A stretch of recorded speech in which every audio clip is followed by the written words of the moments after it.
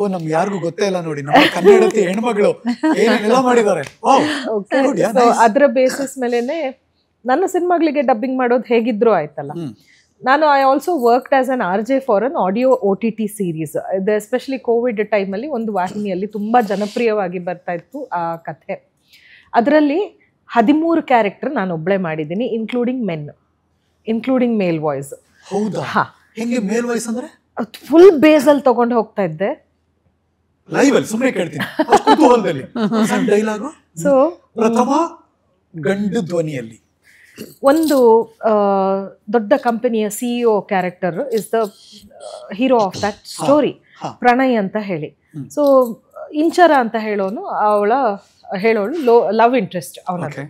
ಇವನಿಗೇನು ಅಂತಂದ್ರೆ ಅವಳು ಯಾವಾಗಲೂ ಜಾಗ್ರತೆ ಆಗಿರ್ಬೇಕು, ಕೇರ್ಫುಲ್ ಆಗಿರ್ಬೇಕು, ಅವಳು ಮೋಸ ಹೋಗ್ಬಾರ್ದು ಅನ್ನೋಂಥದ್ದು ಒಂದು ಪ್ರಸಂಗ ಅಂತ ತಗೊಂಡ್ರೆ. So what I would do is generally normally ನಂದು ಬೇಸ್ ವಾಯ್ಸೇ ಬರುತ್ತೆ, ತುಂಬಾ ಶ್ರಿಲ್ ಹೋಗಲ್ಲ. ಆದರೆ ಅವನ ವಾಯ್ಸ್ ಅಂತ ಬರುವಾಗ ಇದ್ದಿದ್ದು ಲೋವರ್ ಆಕ್ಟೇವ್ ಅಲ್ಲಿ ತಗೊಂಡ್ರೆ, ಬಟ್ ಯು ಕ್ಯಾನ್ ಗೋ ಹೋಗೋಕ್ಕಾಗಲ್ಲ. ಅದರಲ್ಲೇನೆ ಸ್ವಲ್ಪ ಗ್ಲಾಮರಸ್ ಆಗಿ ಹೇಗೆ ಕೊಡ್ಬೋದು, ಲೈಕ್ ಇಂಚರ ನೀನು ಯೋಚನೆ ಮಾಡಿದಷ್ಟು ಪ್ರಪಂಚ ಒಳ್ಳೇದಲ್ಲ, ಅವ್ನು ನಿನಗೆ ಮೋಸ ಮಾಡ್ತಾ ಇದ್ದಾನೆ ಅಂತ ನಿನ್ನ ಗಮನದಲ್ಲಿ ಬರಬೇಕು, ನೀನೊಂದು ಸ್ವಲ್ಪ ಜಾಗ್ರತೆ ಆಗಿರು. This is the male octave that I will choose. ಈ ತರದ್ ವೆರಿ ರೇರ್ ಹೌದು, ತುಂಬಾ ರೇರ್ ಕ್ಯಾರೆಕ್ಟರ್ ಇಷ್ಟು ವಾಯ್ಸ್ ಕೊಡೋದು ಅಂದ್ರೆ.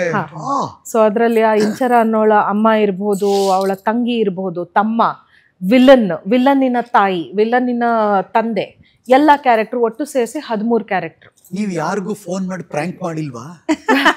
ಇಲ್ಲ, ಪ್ರ್ಯಾಂಕ್ ಮಾಡಿಲ್ಲ. ಆದ್ರೆ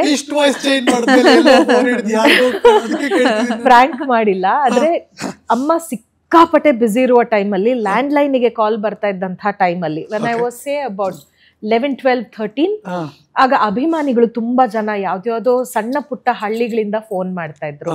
ಮತ್ತೆ ನಮ್ಮನೇಲಿ ಯಾರು ಕೂಡ ಯಾರೇ ಒಂದು ಕ್ರಿಮಿನಲ್ ಅನ್ನಿಸ್ಕೊಂಡವರು ಫೋನ್ ಮಾಡಲ್ಲ, ಮಾಡಿದ್ರು ಕೂಡ ಕೆಟ್ಟದಾಗಿ ಮಾತಾಡೋಂಥ ರೂಢಿ ಇಲ್ವೇ ಇಲ್ಲ. ಎಲ್ರೂ ಒಂದೇ ಟೋನಲ್ಲಿ ಮಾತಾಡಿರ್ತೀವಿ. ಸೊ ಇವ್ರು ಎಲ್ಲೆಲ್ಲಿಂದನೋ ಫೋನ್ ಮಾಡುವಾಗ ನಂಗೆ ಬೇಜಾರಾಗ್ತಾ ಇತ್ತು ಆ ಕಾಲ್ ರಿಜೆಕ್ಟ್ ಮಾಡ್ಲಿಕ್ಕೆ. ಅವ್ರು ಇಲ್ಲ ಅಂತ ಪ್ರತಿ ಸತಿ ಹೇಳಿ 10 ಸತಿ ಎಲ್ಲ ಫೋನ್ ಮಾಡ್ತೀನಿ. ಆಮೇಲೆ ನಾನೇ ಅಮ್ಮನ ಥರ ಮಾತಾಡೋಕೆ ಶುರು ಮಾಡಿಬಿಟ್ಟೆ. ನಮಸ್ಕಾರ, ಹೇಳಿ, ಹೇಗಿದ್ದೀರಿ? ಹೌದಾ, ನೀವು ಫೋನ್ ಮಾಡಿದ ಸಂತೋಷ ಆಯ್ತು. ಅವ್ರಿಗೊಂದು ಎಷ್ಟು ಖುಷಿ ಆಗ್ತಾ ಇತ್ತು ಅಂತ ಹೇಳಿದ್ರೆ, ಸೊ ಅದಕ್ಕೆ ಸಾಟಿನೇ ಇಲ್ಲ. ನಮ್ಮ ಸೋಷಿಯಲ್ ಮೀಡಿಯಾ ಹ್ಯಾಂಡ್ಲಿಂಗು ಅವಾಗ್ಲೇ ಹೇಗಿತ್ತು ನೋಡಿ. ಅದು ಮುಂದೆ ಹೋಗ್ತಾ ಎಷ್ಟು ಡೆವಲಪ್ ಆಗೋಯ್ತು ಅಂದ್ರೆ, ಆಚಾರ್ಯ ಶ್ರೀಶಂಕರ ಅಂತ ಶಂಕರಾಚಾರ್ಯರ ಜೀವನ ಚರಿತ್ರೆಯ ಸಿನಿಮಾ 3 ಭಾಷೆಯಲ್ಲಿ ಬಂದಂಥದ್ದು, ಕನ್ನಡ, ಸಂಸ್ಕೃತ ಹಾಗೂ ತೆಲುಗು. ಅದರಲ್ಲಿ ಅಮ್ಮ ಇದು ಉಭಯ ಭಾರತಿ ಅಂತ ಒಳ್ಳೆ ಕ್ಯಾರೆಕ್ಟರ್. ಅದು ಉಭಯ ಭಾರತಿ, ಸಣ್ಣದೇ ಇರ್ಬೋದು ಬಟ್ ಬಹಳ ಗತ್ತಿರುವಂತ ಒಂದು ಕ್ಯಾರೆಕ್ಟರ್. ಸೊ ಶೂಟಿಂಗ್ ಎಲ್ಲ ಆಯ್ತು, ಮಧ್ಯದಲ್ಲಿ ಕೋವಿಡ್ ಬಂದ್ ಹೋಯ್ತು, ಡಬ್ಬಿಂಗ್ ಸಮಯ ಎಲ್ಲ ಡಬ್ಬಿಂಗ್ ಮಾಡ್ತಾ ಇದೀವಿ. ಅಮ್ಮಂಗೆ ಆಗ ತುಂಬಾ ಬ್ಯುಸಿ ಶೆಡ್ಯೂಲ್ ನಡೀತಾ ಇತ್ತು. ಕೇರಳದಲ್ಲಿ ಒಂದು ದೊಡ್ಡ ಪ್ರಾಜೆಕ್ಟ್ ಮಾಡ್ತಾ ಇದ್ರು. ಡೈರೆಕ್ಟರ್ ಕಂಗಾಲು, ಮೇಡಮ್ ಪ್ಯಾಚ್ ವರ್ಕ್ ಡಬ್ಬಿಂಗಿಗೆ ಸಿಗ್ತಾ ಇಲ್ಲ, ಅವ್ರ ವಾಯ್ಸ್ ಮ್ಯಾಚ್ ಮಾಡಕ್ ಯಾರೂ ಸಿಗ್ತಾ ಇಲ್ಲ, ನಾನು ಮಾಡ್ಕೊಡ್ತೀನಿ ಅಂದೆ. ಇವತ್ತವರೆಗೂ ಇದೆ. ಅದನ್ನು ಸುಮ್ಮನೆ ಮಾಡ್ಕೊಡ್ತೀನಿ ಅಂದಿಲ್ಲ, ನನಗೆ ಫೋನ್ ಮಾಡಿ ಅಮ್ಮ ಈ ತರ ಕೇಳ್ತಿದ್ದಾರೆ ಮಾಡ್ಕೊಡ್ಲಾ ಅಮ್ಮ ಅಂತ ನನ್ನ ಹತ್ರ ಕೇಳಿ. ಆಗಲ್ಲ, ನಾನು ಹೋಗಿ ನೋಡ್ಕೊಂಡ್ ಬಂದೆ ಥಿಯೇಟರ್ ಸಿನಿಮಾನ, ನನಗೆ ಕಂಡಿಡಿಯಕ್ಕಾಗ್ಲಿಲ್ಲ. ಒಂದು ಲೈವ್ ಸುಮ್ಮನೆ ಹೇಳಿ, ಒಂದು ಡೈಲಾಗ್ ಸೇಮ್ ರಿಪೀಟ್ ಮಾಡಿ ಇಬ್ರುವೆ ಸುಮ್ಮನೆ ಯಾವ್ದು ಒಂದು ನಾನು ಹೇಳ. ಓಕೆ, ಈ ಪ್ರಪಂಚದಲ್ಲಿ ಮನುಷ್ಯರಿಗೆ ಬೆಲೆ ಕೊಡದೆ ಇನ್ಯಾರಿಗೆ ಯಾರು ಬೆಲೆ ಕೊಡಕ್ಕಾಗತ್ತೆ? ಈ ಪ್ರಪಂಚದಲ್ಲಿ ಮನುಷ್ಯರಿಗೆ ಬೆಲೆ ಕೊಡದೆ ಇನ್ಯಾರಿಗೆ ಕೊಡಕ್ಕಾಗತ್ತೆ? ಏನಿದು ಟೋನ್ ಹಂಗಿದೆ ಇಬ್ರದುವೆ. ಅಲ್ಲ, ಇದು ಅದ್ರ ಬಗ್ಗೆ ಇರುವಂತ ಆಸಕ್ತಿ, ಇದು ಕಾಪಿ ಹೊಡೆಯೋದು ಅಂತ ಬರಲ್ಲ. ಅಮ್ಮನ್ ಜೂನಿಯರ್ ತರ ನಾನು, ಬಿಕಾಸ್ ನಾನು ಆಲ್ ಇಂಡಿಯಾ ರೇಡಿಯೋ ಪ್ರಾಡಕ್ಟ್, ಅವ್ರ ಮನೆ ನಂಗುವೆ. ಧ್ವನಿ ಏರಿಳಿತಗಳು, ಧ್ವನಿ ಕೌಶಲ್ಯಗಳು, ಅದು ಅಲ್ಪಪ್ರಾಣ, ಮಹಾಪ್ರಾಣ, ಪಾಸು, ಇದೆಲ್ಲ ಅಲ್ಲೇ ಕಲ್ತಿರೋದು. ನಾವೆಲ್ಲೂ ನಮ್ಮಿಂದ ಅಪೊಬ್ಬರ ವಿಷಯ ಬರೋಕ್ ಸಾಧ್ಯನೇ ಇಲ್ಲ. ಆ ಮಟ್ಟಕ್ಕೆ ಮಾತಾಡ್ತೀವಿ ನಾವು, ಇಲ್ಲ ಅಂತಲ್ಲ. ಅದು ಕೆಲವು ಮಾತಾಡ್ತೀವಿ, ಪುಸ್ತಕ ತರ ಮಾತಾಡ್ತೀವಿ, ಹೆಂಗ್ ಬೇಕಾದ್ರೆ ಮಾತಾಡ್ತೀವಿ. ಆದ್ರೆ ಅದನ್ನ ಪಕ್ಕ ಹಿಡಿದು ಅದನ್ನ ಟೋನ್ ಹಂಗೆ ಮಾತಾಡೋದಿದೆಯಲ್ಲ. ಅಲ್ಲ, ಸಂಸ್ಕೃತ ಭಾಷೆಯಲ್ಲಿ ಡಬ್ಬಿಂಗ್ ಮಾಡುವಾಗ ತುಂಬಾ ಚಾಲೆಂಜಿಂಗ್ ಇತ್ತು. ನನ್ನ ರೋಲೇ ಚಾಲೆಂಜಿಂಗ್. ಅತ್ತು ಕರೆದು ಮತ್ತೆ ಮಗನನ್ನ ಇದಕ್ಕೆ ಮಠಕ್ಕೆ ಬಿಟ್ಟುಕೊಡುವಾಗ ಎಲ್ಲ ತುಂಬಾ ಚಾಲೆಂಜಿಂಗ್ ಇರ್ತೈತೆ. ಅದರಲ್ಲೂ ಉಭಯ ಭಾರತಿ ಅಂತ ಕ್ಯಾರೆಕ್ಟರಿಗೆ ಪ್ಯಾಚ್ ವರ್ಕ್ ಮಾಡಬೇಕು, ಸಂಸ್ಕೃತದಲ್ಲಿ ಮಾತಾಡಬೇಕು ಅಂದರೆ ನಾನು 10 ನಿಮಿಷ ಬ್ರೇಕ್ ಕೇಳಿದ್ದೆ. ಸರ್ ನನಗೆ ಸ್ವಿಚ್ ಓವರ್ಗೆ ಒಂಚೂರು ಟೈಮ್ ಕೊಟ್ಬಿಡಿ, ಯಾಕಂದರೆ ಅಲ್ಲಿ ಪ್ರಥಮ ಆಗಿ ಬರಬಾರ್ದು, ವಿನಯ ಪ್ರಸಾದ್ ಆಗಿ ಬರಬೇಕು. ಆ್ಯಂಡ್ ನನ್ನ ರೆಪ್ಯುಟೇಷನ್ ಒಂದು ರೇಂಜಾಗೆ ಆದರೆ ನಾನು ಅಮ್ಮನ ರೆಪ್ಯುಟೇಷನ್ ಬಗ್ಗೆ ಇನ್ನೂ ಕಾನ್ಶಿಯಸ್, ಎಲ್ಲೂ ಒಂದು ಚೂರು ವ್ಯತ್ಯಾಸ ಬರಬಾರ್ದು ಅಂತ. ಬಟ್ ಏನು ಡೈರೆಕ್ಟರ್ ಏನಾದ್ರು ಮುಗಿದ್ಮೇಲೆ ಶುದ್ಧ ಮೆಸೇಜ್ ಹಾಕಿದ್ರು, ಮೇಡಮ್ ಎಂತ ಕಲಾವಿದೆ ಮೇಡಮ್ ಅವರು, ಎಂಥ ಕಲಾವಿದೆ, ಬಹಳ ಖುಷಿ ಪಟ್ಬಿಟ್ವಿ ನಾವು. ನಮಗೆ ನೀವು ಡಬ್ಬಿಂಗ್ ಮಾಡಿದಿರೋ ಅವ್ರು ಡಬ್ಬಿಂಗ್ ಮಾಡಿದಿರೋ ವ್ಯತ್ಯಾಸನೇ ಗೊತ್ತಾಗ್ತಾ ಇರಲಿಲ್ಲ.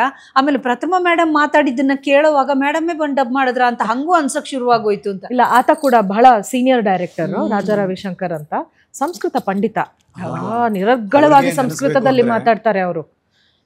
ಅವ್ರು ಹಾಗೆ ಹೇಳ್ಬೇಕಾದ್ರೆ ಯಾವ ಆನರ್ ಇದು, ಯಾವ ಅವಾರ್ಡ್ ಇದು ಅಲ್ವಾ.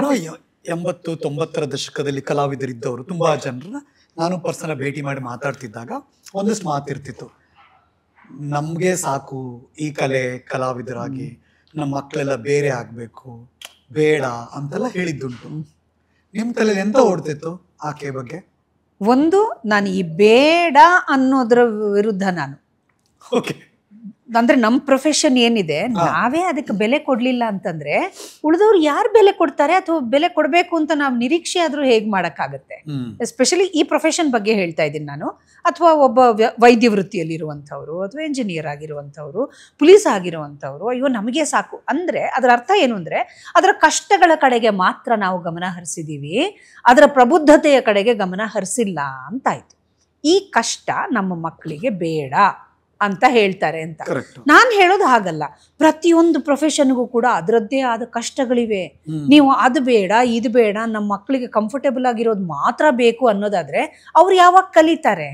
ಆಮೇಲೆ ಅವ್ರ ಪ್ಯಾಷನ್ ಏನು? ಈಗ ಹೆಚ್ಚಿನ ಕಲಾವಿದೆಯರ ಮಕ್ಕಳುಗಳಿಗೆ ನಾವು ಒಂದು ರೋಲ್ ಮಾಡೆಲ್ ಆಗಿರ್ತೀವಿ ಒಂದು ಕರಿಯರ್ನಲ್ಲಿ. ನಾನು ಅವ್ರ ಥರ ನಾನು ಇದಕ್ಕೆ ನಾನು ಬರಬೇಕು, ಅಷ್ಟೇ ಶ್ರದ್ಧೆ ನನ್ನಲ್ಲಿ ಇರಬೇಕು, ಆ ಕಲಿಕೆ ನನ್ನಲ್ಲಿ ಇರಬೇಕು ಅಂತ. ಪಾಪ ಅದನ್ನೆಲ್ಲ ಚಿವುಟ ಹಾಕ್ಬಿಟ್ಟು ಬರಬೇಡ, ಇದು ನಮಗೇ ಸಾಕು. ಕಹಿ ಅನುಭವಗಳು 108 ಇರ್ತವೆ, 108 ಇರ್ತವೆ. ಆದರೆ ಆ ಕಹಿ ಅನುಭವಗಳಷ್ಟೇ ಜೀವನ ಅಲ್ಲ. ಕಹಿ ಅಗದು ಅಗದು ಅಗದು ಅದರಿಂದ ಸಿಹಿ ತೆಗಿತೀವಲ್ಲ, ಅದು ನಮ್ಮ ಕೃಷಿ.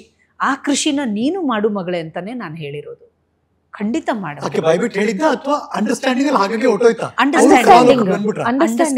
ಅನ್ಡೌಟೆಡ್ಲಿ. ಬಟ್ ಒಂದು ವಿಷಯ ಅಮ್ಮ ತುಂಬಾ ಕ್ಲಿಯರ್ ಆಗಿ ಪರ್ಟಿಕ್ಯುಲರ್ ಆಗಿ ಹೇಳಿದ್ರು, ದಟ್ ಡಿಗ್ರಿ ಮುಗಿಬೇಕು, ಏನೇ ಇದ್ರು ಡಿಗ್ರಿ ಮುಗಿಸು. ನಾನ್ ಕಾಮರ್ಸ್ ಸ್ಟೂಡೆಂಟ್, ಆದ್ರೆ ಮುಂದೆ ಹೋಗ್ತಾ ಹೋಗ್ತಾ ಯಾಕೋ ಅದ್ರ ಬಗ್ಗೆ ಒಲವು ಒಂಚೂರು ಕಡಿಮೆ ಆಗ್ತಾ ಬಂತು. ಆಗ ನನ್ನ ಕೈ ಹಿಡಿದಿದ್ದು ನನ್ನ ಗುರುಗಳು ಡಾಕ್ಟರ್ ಮಾಯಾರಾವ್. ಸೊ ಅವರ ಇನ್ಸ್ಟಿಟ್ಯೂಟ್ ಅಲ್ಲಿ bachelors in Kathak and choreography ಮಾಡಿದೆ ನಾನು. ಅಂಡ್ ಅಫ್ಕೋರ್ಸ್ ಅದಕ್ಕೆ ಫಸ್ಟ್ ಏನ್ ಹೇಳ್ತಾರೆ ಅಂದ್ರೆ, ನಾವು ಚೂಸ್ ಮಾಡೋ ದಾರಿ ಎಲ್ಲೇ ಇರಲಿ, ಅಮ್ಮ ಹೇಳ್ದ ಹಾಗೇನೆ ಅದಕ್ಕೆ ಪ್ರೋತ್ಸಾಹ ಬೇಕು. ಅದನ್ನ ಒಂಥರ, ಈಗ ಏನಾಗುತ್ತೆ, ಒಂದು ಮಗು ಬಂದು ನಾನು ಆರ್ಟ್ಸ್ ಫೀಲ್ಡಲ್ಲೇನೆ ಏನಾದರೂ ಅಚೀವ್ ಮಾಡಬೇಕು ಅಂತ ಹೇಳಿದಾಗ, ಇನ್ನು ನಾರ್ಮಲ್ ಫ್ಯಾಮಿಲಿ ಗ್ರೇಡ್, ಅದರಲ್ಲಿ ಏನು ದುಡ್ಡಿದೆ, ಅದರಲ್ಲಿ ಏನು ಕರಿಯರ್ ಇದೆ ನಿಮಗೆ ಅನ್ನೋ ಮಾತುಗಳು ಬಂದ್ಬಿಡುತ್ತೆ.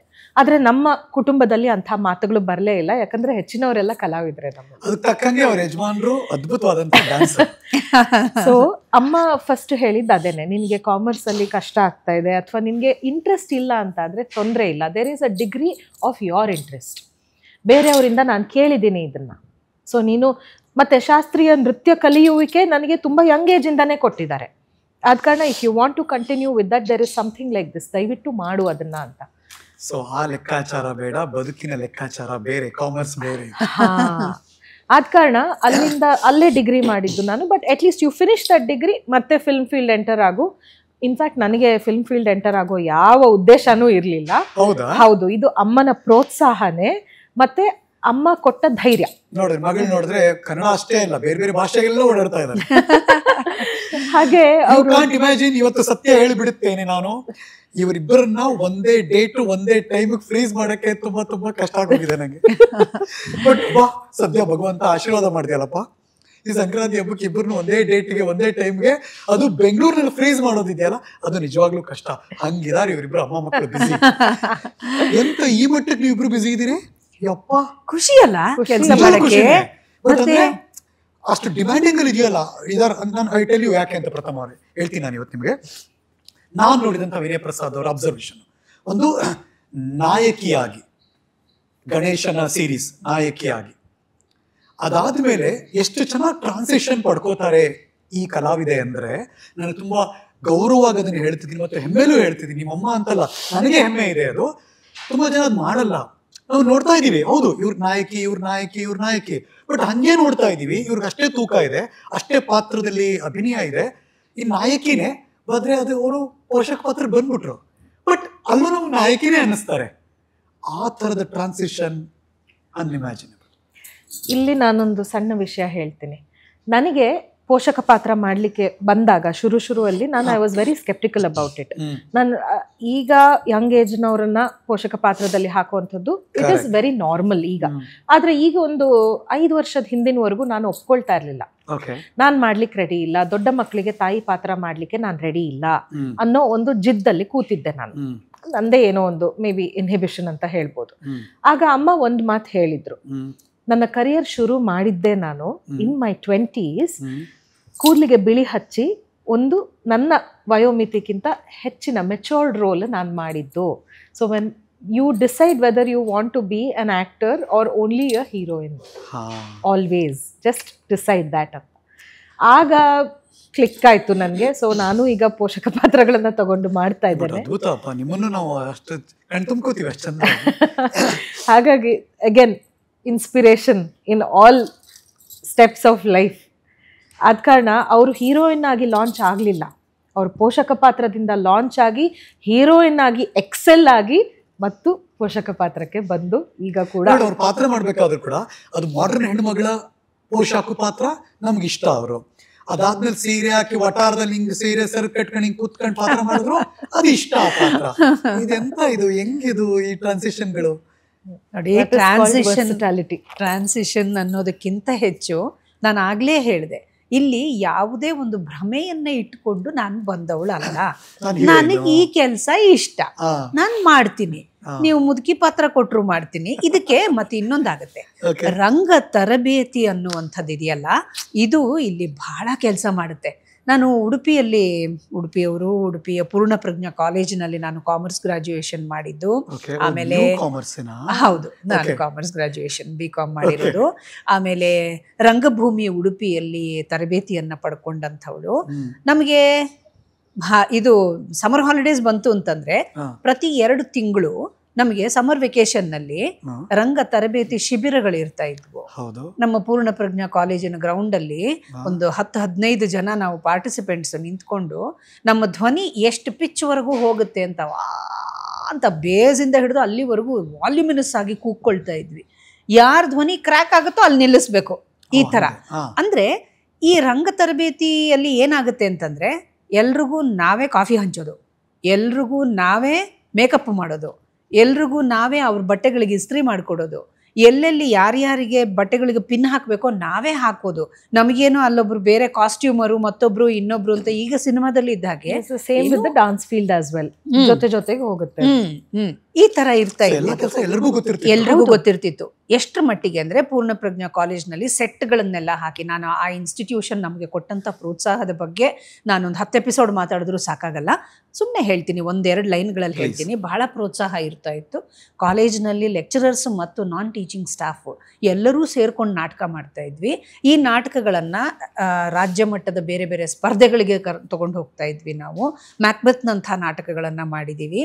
ಆಮೇಲೆ ಹ್ಯಾಮ್ಲೆಟ್, ಅದನ್ನ ಹೇಮಂತ ಅಂತ ಹೇಳಿ ನಾಟಕ, ಅದನ್ನ ಕನ್ನಡದ ಟ್ರಾನ್ಸ್ಲೇಷನ್ ಅದನ್ನು ಮಾಡಿದೀವಿ. ಸೊ ಇಂಥ ನಾಟಕಗಳನ್ನ ಮಾಡುವಾಗ ಸ್ಟೇಜ್ ಸೆಟ್ಟಿಂಗ್ ಎಲ್ಲ ಹಾಕೋರು ಇರ್ತಾ ಇದ್ರು, ಇಲ್ಲ ಅಂತಲ್ಲ. ಆದ್ರೆ ಅದಕ್ಕೊಂದು ಕಪ್ಪು ಬಟ್ಟೆಗಳನ್ನ ಎಳೆದು ಹ್ಯಾಮರ್ ಇಂದ ಕುಟ್ಬೇಕಾಗ್ತಿತ್ತು. ಈ ಕುಟ್ಟೋ ಕೆಲ್ಸನೂ ನಾವೇ ಮಾಡಿ ಕೊನೆಗೆ ಏನ್ ಕೆಲ್ಸ ಗೊತ್ತಾ, ಅದ್ ನನಗ್ ಬರ್ತಿತ್ತು. ಯಾಕಂದ್ರೆ ಸ್ವಚ್ಛತೆ ಕಡೆಗೆ ತುಂಬಾ ಗಮನ ಕೊಡ್ತಾಳೆ ಅನ್ಬಿಟ್ಟು ಸ್ಟೇಜ್ ಗುಡ್ಸೋ ಕೆಲ್ಸ. ಯಾಕಂದ್ರೆ ಯಾರ ಕಾಲ್ಗೂ ಅದು ತಾಗ್ಬಾರ್ದು.